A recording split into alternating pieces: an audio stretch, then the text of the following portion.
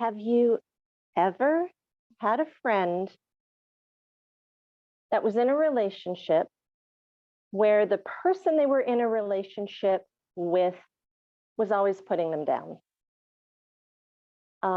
Could be a girlfriend, boyfriend, best friend, whatever. Have you ever seen that? How about this? Have they ever rejected good things that were said to that person? Have you ever seen that? Imagine this. There's two friends, they're always hanging out, and you say to the one, "Oh, wow, you look so good today." And then the person they're in a relationship with said, "No, she doesn't. No, she doesn't look good. Why would you say that? She never looks good."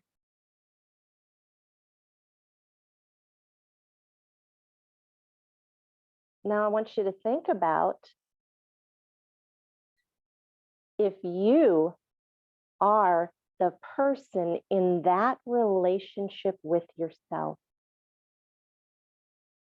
I think as women, we've all been there. When someone gives us a compliment, we brush it off.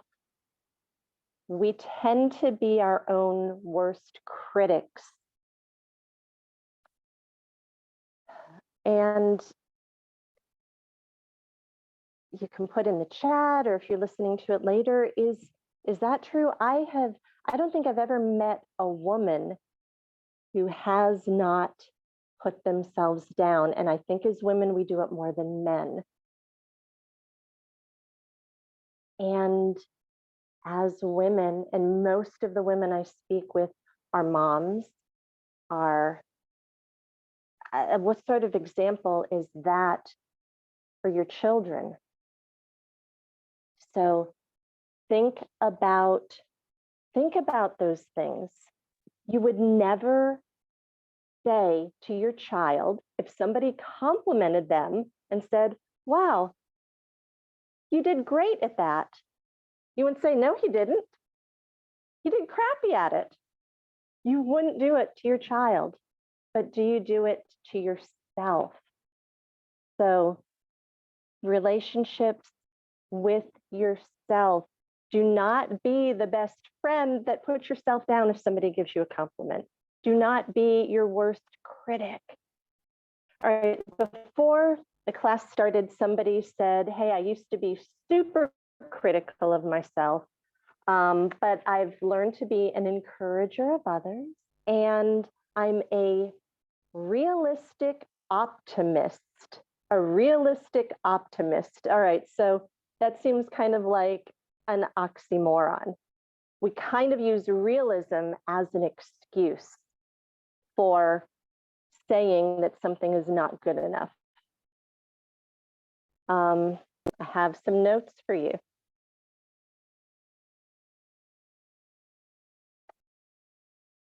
And I'm going to make this quick because we're thundering and lightning. I'm not sure how long my internet is going to last, but everything starts with our relationship with ourselves.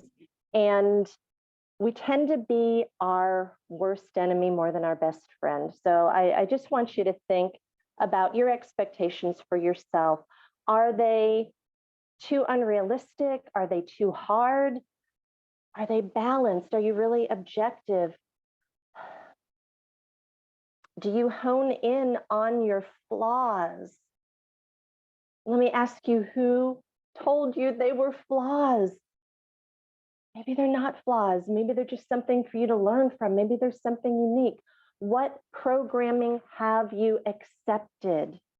What programming have you accepted? Look, we were in a relationship with ourselves from the moment we were born to the day we're going to die. This is the relationship we need to get right.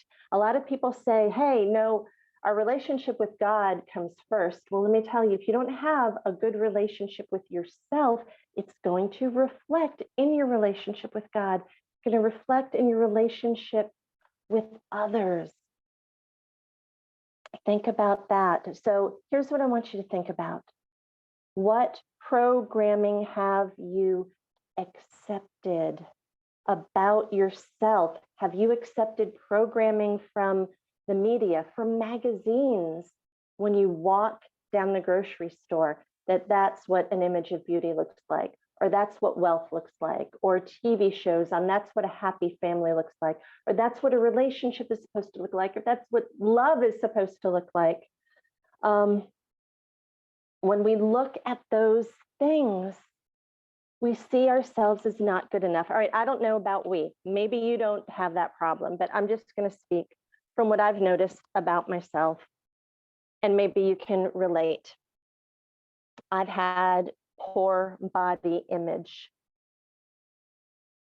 since even before high school. I don't know when it started, but I started comparing myself to others. I was never good enough. I was told I wasn't good enough. I was 5'9", dancing ballet 3 hours a day, 120 pounds, and I was told I needed to lose another 20 pounds. Can you imagine a 5'9" teenager told, hey, 120 pounds is too much.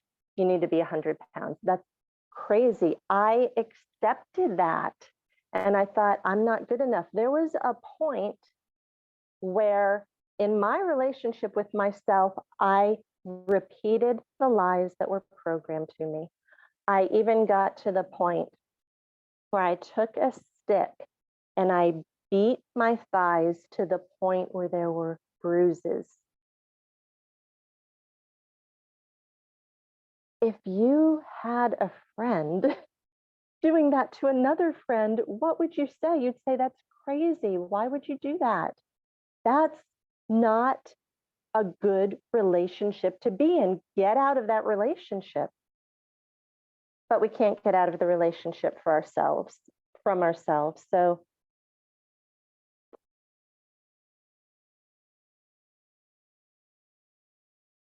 let's talk about money.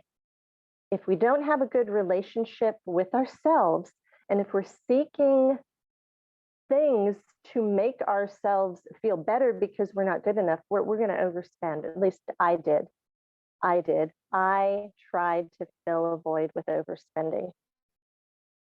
So I just want you to take a look at where your relationship is. And if you're here, if you're listening to this, if you're in the group, most likely you're a person that has worked on self-development. Me, there's still things I have to work through. I still have fears. I still find that trauma from my past sneaks in. And I need to nip it in the bud. We've been programmed. We've been programmed to look at ourselves in a certain way, and it's not always healthy. We encourage others, but sometimes we don't encourage ourselves.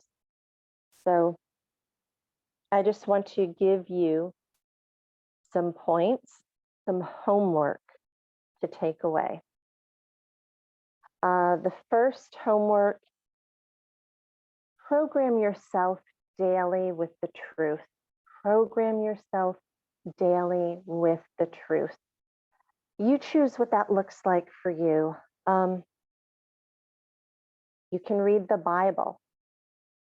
You can read the book of Psalms. You can see the truth of who your creator created you to be, and how he wants you treated, and how the Bible says he wants to lavish love and has joy and marvel at what he created in you. Okay. Look at yourself through God's eyes. You can program yourself daily with meditation. You can even listen to an encouraging podcast while you're exercising or taking a walk. We are programmed every day. I think statistics say about 20,000 marketing images a day. 20,000 marketing messages a day are coming at you, telling you you are not good enough. You're too fat, you need to buy this diet food. You're too ugly. You need to get this makeup or this skincare routine, or you're not successful, so you need to buy these clothes, whatever. There's so many marketing messages that are really putting you down, getting you to fear what you're missing in yourself, so you buy their product. It's hard to compete with 20,000 marketing messages a day coming at you. So watch what you're programming yourself with. Get rid of the old programming. Program yourself with the truth. And here's another one. And I learned this in a group called Dress to Connect. And if you're not already in that group and you're a woman, you should be. Reach out to me. It's a free group. I'll send you the link. But say, I love my body. Even if you don't think you believe it, say it. Program yourself that you love your body, that you love yourself, that you love who you are. Say it. And just because you say it doesn't mean you feel like you're perfect and you've arrived. There's always work to do to grow and become better and learn and live life to the full. But when you program your mind and say, I love my body, I love myself, I know that I am doing my best in the world. I'm not perfect, but look how far I've come. I love myself. I love my body. And love is an action, really. Love is not an emotion. And when you say that over and over again, you will start to put actions to those words. You will start to treat yourself kinder. You will start to cut off the negative thoughts, or at least nip them in the bud. Start practicing that. That's number 2. All right. So number 1, get that programming, get that good programming in. Bible, meditation, podcasts, whatever. You can even record your own voice saying, I love my body, I love myself, and listen to that. Get that programming in your mind. All right. So say that you love yourself and start treating yourself with gratitude and care. And number 3, the final exercise I have for you is to take a few moments and think about,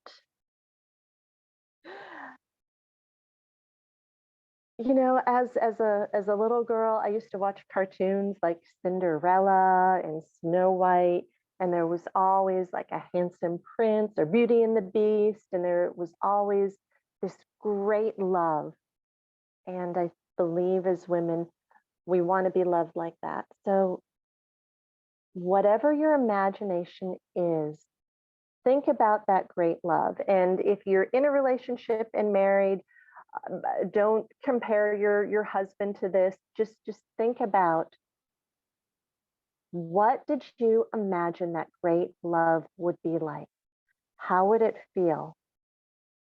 And I would love for you to take 2, 3, 4 minutes and just to write that out. What would it look like? How would it feel? What would this great love do for you? How romantic would it be? How would you feel about that?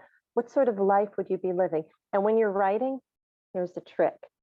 Do not lift up your pencil or pen. Don't lift up your pencil or pen, because that's going to sort of block the flow. You want it to be free flow. So those are the 3 action steps to get you in a better relationship with yourself. So